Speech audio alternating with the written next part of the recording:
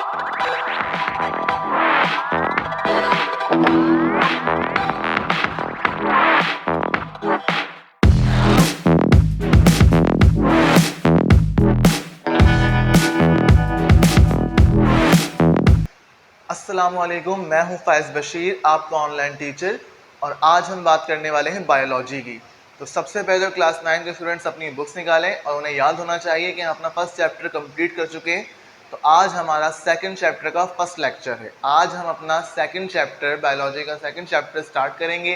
First chapter हम last time हमने complete कर लिया था। उम्मीद है कि आपने फर्स्ट चैप्टर को एक बार रीड किया होगा, उसे समझा होगा और जो पॉइंट्स आपके रह गए थे या समझ में नहीं आया तो उसको आपने देख लिया होगा। आपने करना ये लाजमी है कि हर चैप्टर की आपने एक समरी बनानी है, यानी जो चैप्टर आपने कंप्लीट कर लिया, चैप्टर आपने कंप्लीट पढ़ लिया है, उसके जो इंपॉर्टेंट पॉइंट्स हैं उनको आपने एक जगह कलेक्ट करना है। तो आपका पूरा चैप्टर जो है, जो खुलासा है पूरे चैप्टर का, वो आपको एक जगह मिल जाएगा। इसके अलावा चैप्टर के लास्ट में, हर चैप्टर के लास्ट में कुछ एक्सरसाइज मौजूद होती हैं, just like fill the blanks होती हैं चैप्टर्स के मुताबिक, एमसीक्यूज होते हैं, शॉर्ट क्वेश्चंस होते हैं या लॉन्ग क्वेश्चंस होते हैं, उनको भी आपने लाजमी सॉल्व करना है। इससे आपकी काफ़ी अच्छी प्रैक्टिस हो जाएगी अपने चैप्टर को लेकर और आप फिर उससे कभी भूलेंगे नहीं। अब हम बात करेंगे हमारे सेकंड चैप्टर पर, जिसका नाम है स्ट्रक्चरल ऑर्गेनाइजेशन ऑफ लाइफ।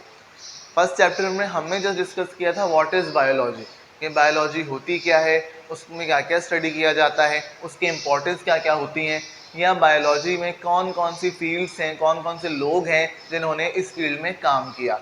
सही। लेकिन अब हमारे जो चैप्टर थोड़े डिफरेंट होंगे as compare to first chapter. अब हम वन बाय वन हर एक टॉपिक को, प्लांट्स के या एनिमल्स के या लिविंग ऑर्गेनिज्म के, डिस्कस करेंगे। तो अभी जो हमारा चैप्टर हम स्टार्ट करें, चैप्टर नंबर सेकंड, जिसका नाम है स्ट्रक्चरल ऑर्गेनाइजेशन ऑफ लाइफ। तो नाम से ही समझ में आ रहा है कि इसमें क्या डिस्कस किया जाएगा। जो लाइफ है, जो लिविंग ऑर्गेनाइज्म है, उनकी ऑर्गेनाइजेशन कैसी है, उनकी जो बॉडी है वो कैसे बनी हुई है, जो जिसामत है किसी भी जानदार की, उसकी शक्ल कैसी होती है, उसका स्ट्रक्चर कैसा है, उसकी बनावट कैसी है।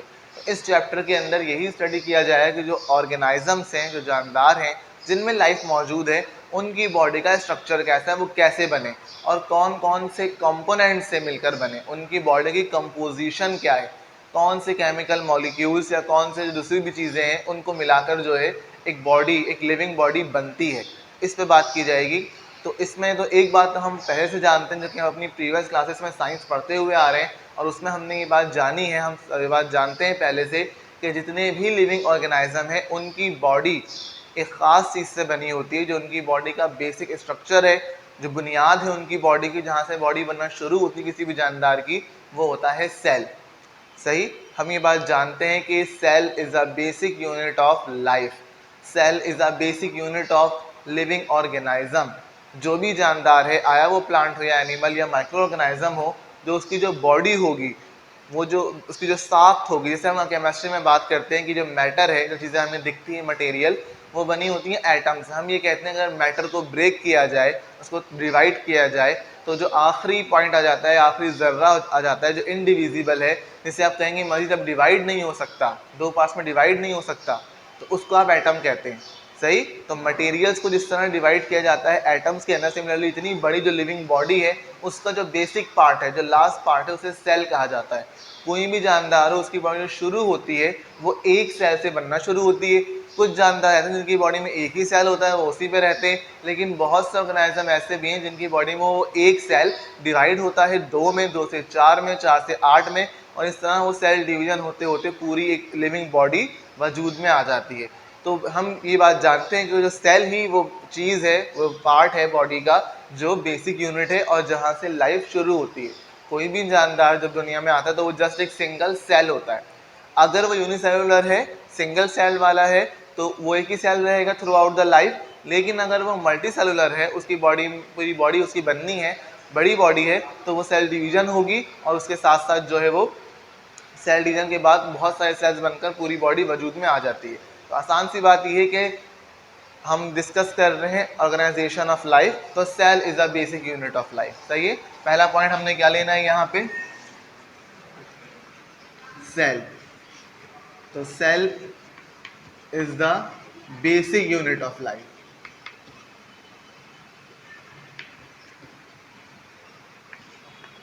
वो जिंदगी जो है, जो जानदार है, वो किससे बने, सेल से बने। तो थोड़ी सी सेल की बात कर लें तो ये भी हमने डिस्कस कर लिया कि cells is a basic unit of life and all living organisms are composed of cells. जितने भी जानदार हैं वो किसी भी कैटेगरी के हों, प्लांट्स, एनिमल्स या माइक्रो ऑर्गेनिज्म, उनकी बॉडी सेल से मिलकर बनी होगी। ये बात हमने अभी जान ली। सेल होता क्या है, सेल को किस तरह डिफाइन किया जाएगा, तो cell is a set of organelles made up of molecules like proteins, carbohydrates, lipids and water. सही, सेल खुद क्या है अगर डिफाइन करने की बात करें तो सेल डिफरेंट ऑर्गेनेल्स का जो है वो एक मजमुआ है। ऑर्गेनेल्स क्या कह सकते हैं आप, ऑर्गेनेल्स मतलब पार्ट्स ऑफ द सेल। एक सेल के अंदर जो मजीद चीज़ें मौजूद हैं उनको सेल ऑर्गेनेल्स कहा जाता है। सही, ये बात हम जानते हैं कि सेल एक बेसिक यूनिट, लेकिन उसके अंदर ही बहुत सारे पार्ट्स, जिस तरह एटम के अंदर प्रोटॉन, न्यूट्रॉन, इलेक्ट्रॉन होते हैं, हम ये कहते हैं कि it is the smallest particle, लेकिन उसके अंदर भी जो तीन चीज़ें मौजूद होती हैं, इलेक्ट्रॉन, प्रोटॉन, न्यूट्रॉन। इस तरह सेल जो है वो बेसिक यूनिट तो है लाइफ का, लेकिन इसके अंदर भी बहुत सारे पार्ट्स मौजूद हैं जो काम करते हैं और एक बॉडी की जो ऑर्गेनाइजेशन है उसको चलाते हैं। सही है, तो cell is the set of organelles, जो पार्ट्स हैं सेल के उन्हें ऑर्गेनल्स कहा जाता है। तो cell is a set of organelles made up of molecules like proteins, carbohydrates, lipids and water. सही, तो जो ऑर्गेनल्स हैं वो कौन से केमिकल मॉलिक्यूल से बने हैं, जो सेल है वो प्रोटीन से बना हुआ है, वो लिपिड से बना हुआ है, यानी फैट से बना हुआ है, वहाँ कार्बोहाइड्रेट्स मौजूद होते हैं और वहाँ वाटर की भी अच्छी क्वांटिटी मौजूद होती है। तो सेल को किस तरह डिफाइन किया जाएगा, cell is a set of organelles made up of protein, carbohydrates, lipids and water. ये डेफिनेशन हो गई सेल की। अगर कोई पूछे भाई सेल किस तरह डिफाइन करना है, तो ये सेल की डेफिनेशन है, लेकिन cell is the basic unit of life, ये एक अलग बात है कि हम सेल को ये मानते हैं कि ज़िंदगी की जो बुनियाद है वो एक सेल पे रखी गई है।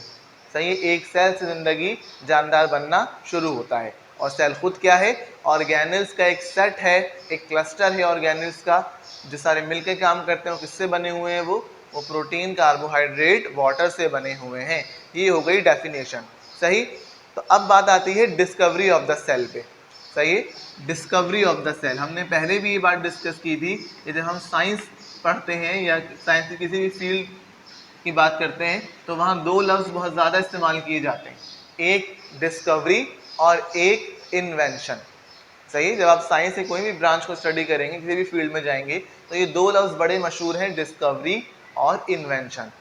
तो इन्वेंशंस मैंने बताया था लास्ट टाइम भी कि इन्वेंशंस का मतलब क्या है, ईजाद, यानी कोई चीज़ दुनिया में पहले मौजूद नहीं थी, किसी बंदे ने, किसी साइंटिस्ट ने पहली बार बना के पेश करी, तो वो इन्वेंशन कहलाएगी।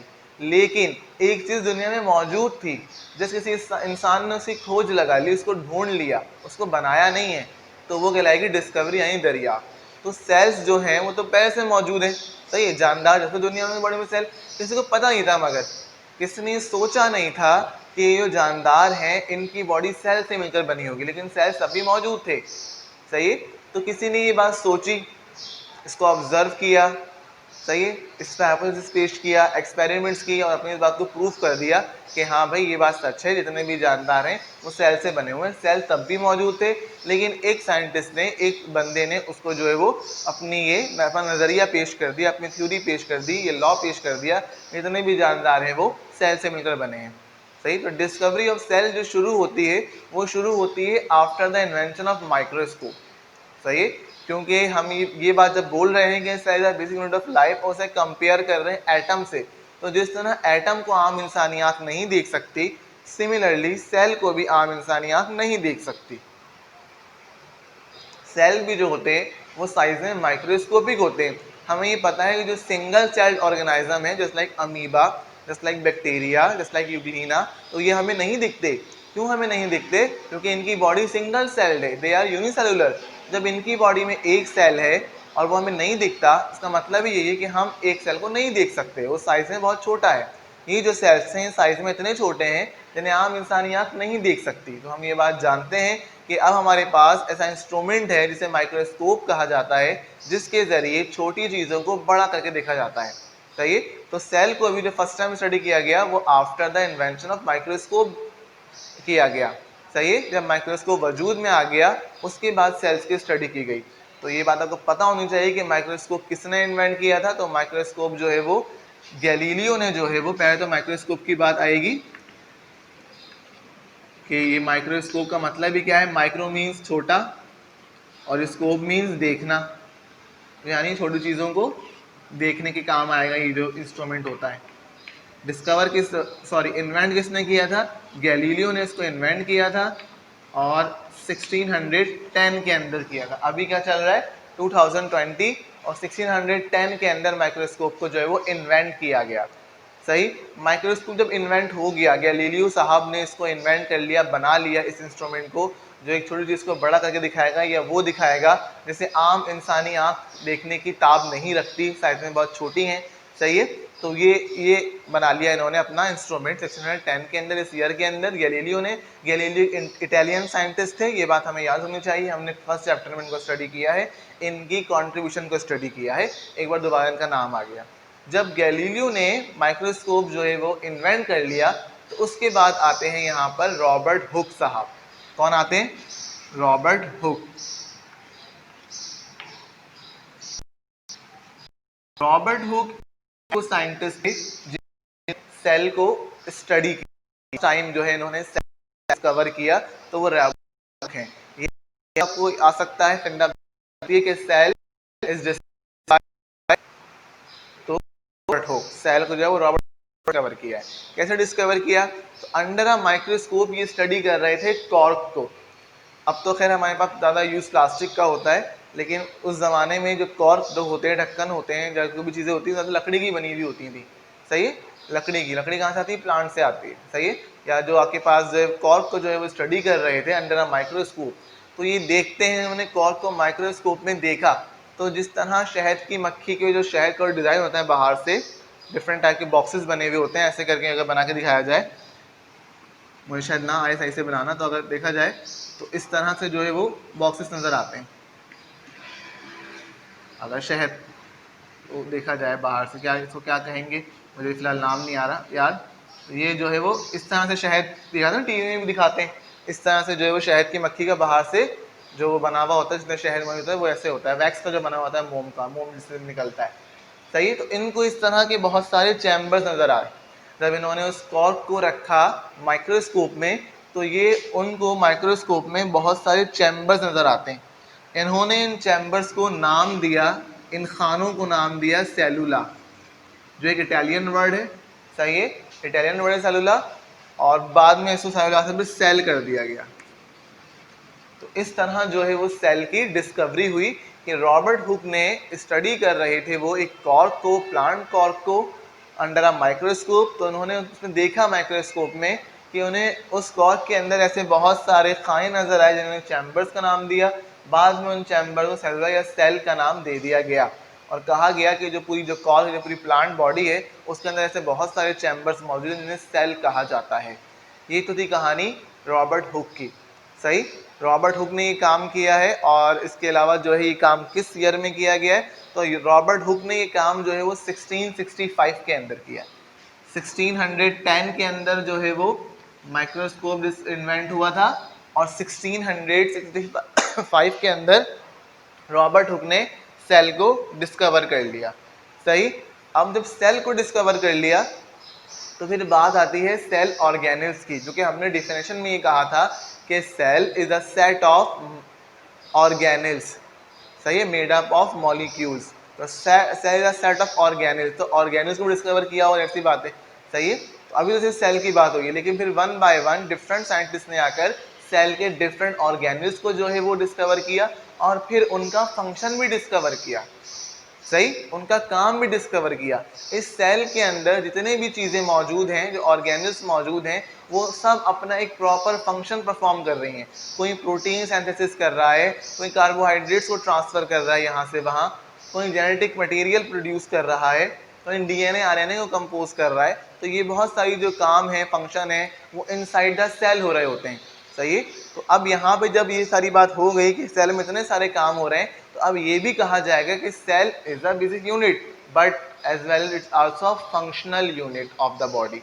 Cell is a structural, basic and functional unit of the life. सही है। तो यहाँ सिर्फ बेसिक यूनिट की बात नहीं की जाएगी, बल्कि एक फंक्शनल यूनिट भी है कि बहुत सारी एक्टिविटीज़ जो हैं वो सेल के अंदर होती हैं, सेल ऑर्गेनल्स परफॉर्म करते हैं इनसाइड द सेल। तो इन सारे सेल ऑर्गेनल्स में, क्योंकि हर जगह को पता है कंट्रोलर होता है, तो इन सारे सेल ऑर्गेनल्स में जो सबसे मेन सेल ऑर्गेनल है, सबको कंट्रोल कर रहा होता है, सबकी एक्टिविटीज़ कंट्रोल कर रहा होता है, वो डिस्कवर किया था हमारे पास रॉबर्ट ब्राउन ने। किसने डिस्कवर किया था? रॉबर्ट ब्राउन ने। रॉबर्ट हुक के बाद आते हैं रॉबर्ट ब्राउन, जिन्होंने ये देखा कि हर एक चैम्बर के अंदर एक ऑर्चिड टाइप राउंड बॉडी मौजूद है। हर एक चैम्बर के अंदर एक ऑर्चिड टाइप राउंड बॉडी मौजूद है, जिसका उन्होंने नाम दे दिया न्यूक्लियस का। सही, उन्होंने नाम दे दिया किसका? न्यूक्लियस का। तो यहाँ रॉबर्ट ब्राउन ने न्यूक्लियस को डिस्कवर कर लिया। Nucleus is also a cell organelle, ये सेल का सेंट्रल पार्ट होता है और सेल में होने वाली तमाम एक्टिविटीज को कंट्रोल कर, जितने भी दूसरे भी सेल ऑर्गेनिल्स हैं उनकी एक्टिविटी को भी ये कंट्रोल करता है। सही, तो हमने अब तक 3 बातें देख ली कि सेल होता क्या है। सेल बेसिक यूनिट है, it is a set of organelles made up of molecules like proteins, carbohydrates and fats, water. Discovery किस तरह हुई? तो पहले सेल साइज में बहुत छोटा है, तो पहले माइक्रोस्कोप डिस्कवर हुआ 1610 के अंदर, गैलीलियो साहब ने किया माइक्रोस्कोप को इन्वेंट। सही, उसके बाद जो है फिर रॉबर्ट हुक ने सेल को डिस्कवर किया। कैसे? जब वो स्टडी कर रहे थे एक प्लांट कॉर्क को, तो उन्हें बहुत सारे चैम्बर्स नजर आए जिन्होंने सेल का नाम दे दिया। सही, देन फिर रॉबर्ट ब्राउन ने उन्हीं चैम्बर्स को अगेन स्टडी किया, तो उन्होंने चैम्बर्स के अंदर नजर आए बहुत सारे राउंड राउंड बॉडीज, जिनको उन्होंने नाम दिया न्यूक्लियस का। और न्यूक्लियस ही जो है वो सेल का एक मेन ऑर्गेनल है, मेन पार्ट है किसी भी सेल का, जो कंट्रोल करता है तमाम एक्टिविटीज़, भले वो सेल प्लांट का हो, वो सेल एनिमल का हो, वो सेल किसी भी माइक्रो ऑर्गेनिज्म का हो। न्यूक्लियस जो है वो हर सेल का सेंटर कहलाता है। न्यूक्लियस जो है वो हर सेंटर का मतलब वो नहीं कि बीच में होगा, सेंटर का मरकज कहलाता है। सही है, वो साइड में भी हो सकता है, बीच में भी हो सकता है, कहीं भी हो, लेकिन न्यूक्लियस जो है वो पॉइंट है एक सेल का, वो जगह है एक सेल की, तो तमाम एक्टिविटीज़ को जो है वो कंट्रोल किया जाता है।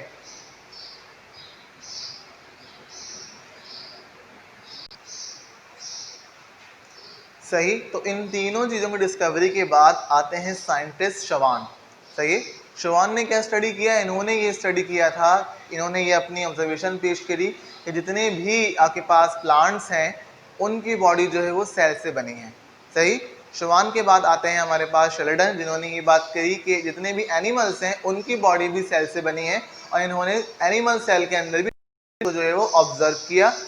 सही, देन उसके बाद आते हैं रुडोल्फ विर्चो, इन्होंने ये बात की कि जितने भी नए सेल्स हैं वो कैसे बनते हैं? वो पुराने ही सेल से बनते हैं। सही है, आपके पास जो पुराने सेल्स हैं, प्री एग्जिस्टिंग हैं, वो टूट जाते हैं, हो जाते हैं, और सेल सिमिलर डिवीजन 2 से 4 से 8, और ये डिवीजन चलती रहती है, और एक सेल टूटकर 2 डिवाइड होता रहता है, और इस तरह जो है वो पुराने ही सेल्स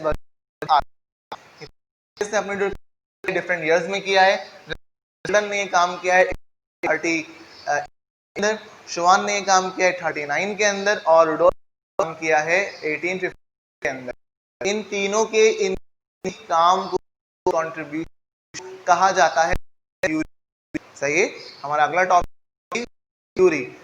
थ्योरी क्या है? जैसे हमने कहा था कि बहुत चीज पढ़ते हैं, तो सिमिलरली भी यहाँ पर यही है कि सेल, इसे कुछ पॉइंट डिस्कस करेंगे, और तीनों पॉइंट जो है इसने पेश किए अपनी रिजल्ट्स के बाद। इन्होंने जो काम किया है, कंट्रीब्यूशन करी, उसके बाद इन्होंने तीनों ने मिलकर थ्योरी पेश करी। इसके 3 पॉइंट हैं, और वो यही है जो उनका काम है।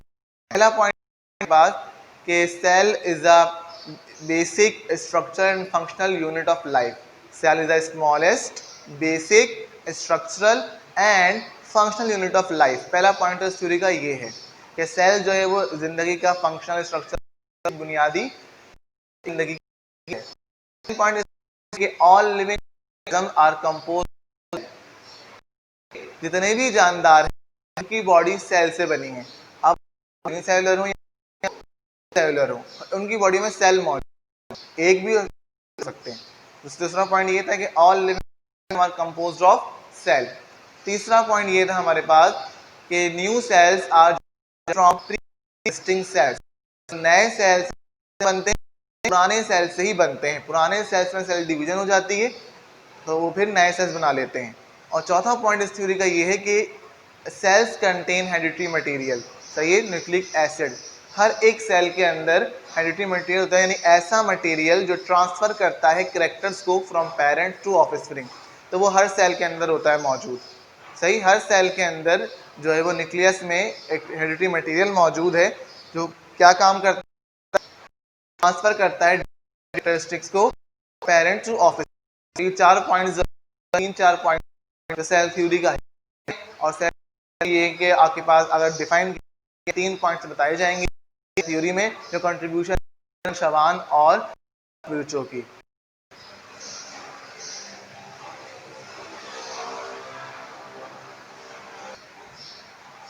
सो आज के लिए यहीं तक रखते हैं। उम्मीद करता हूं कि आपको बात समझ में आई होगी।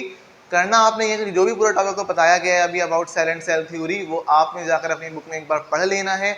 और उससे रिलेटेड जो इम्पोर्टेंट साइंटिस्ट के नेम के साथ किन साइंटिस्ट ने क्या डिस्कवर किया, ये बात बहुत इंपॉर्टेंट, किस ईयर में डिस्कवर किया, ये बात।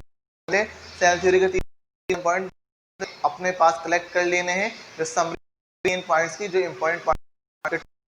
बाकी अब बारी है आपके क्लास वर्क की, वो आपने क्लास करना है और होमवर्क आप फिर जब आपको टाइम कर।